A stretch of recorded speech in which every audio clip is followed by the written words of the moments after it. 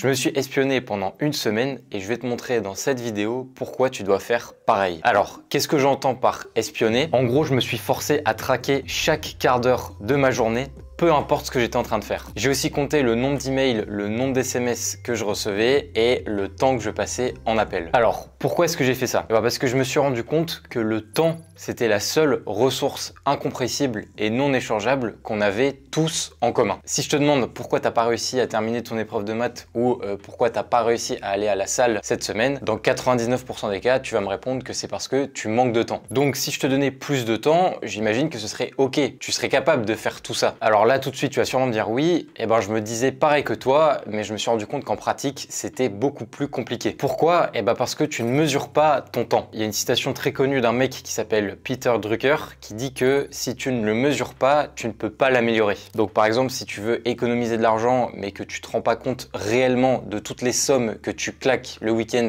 en boîte de nuit, ça risque d'être compliqué. Pareil, si tu te rends pas compte de comment tu utilises ton temps, c'est impossible à améliorer. Alors maintenant, autre question, comment faire pour mesurer son temps? Un jour, j'ai reçu un mail de Leila Hormozi, donc c'est une entrepreneuse américaine très stylée qui est mariée à Alex Hormozi, où elle partageait ses techniques de planification et de gestion du temps. Et dedans, elle a une citation qui m'a un peu piqué. Tout le monde veut gagner plus d'argent, mais personne ne sait comment gagner plus de temps. Et j'ai trouvé que c'était totalement vrai, parce que finalement, la source de l'argent, c'est le temps consacré. Même Elon Musk, il n'est pas dans son concessionnaire Tesla à vendre lui-même ses voitures, mais il consacre énormément de temps à sa boîte. Donc dans son mail, elle partageait un petit exercice très intéressant qui s'appelle le time study. L'idée en fait, c'est d'étudier ce qu'on est en train de faire toutes les 15 minutes, peu importe le moment de la journée, sauf quand on dort. Donc dans un tableau, tu vas rentrer l'activité que tu es en train de faire, le temps que tu y as passé et la catégorie à laquelle appartient cette activité. L'objectif, c'est de tenir un relevé de compte de tes dépenses de temps dans la journée pour pouvoir derrière mieux investir ces dépenses. Bon, alors là, vous voyez les amis,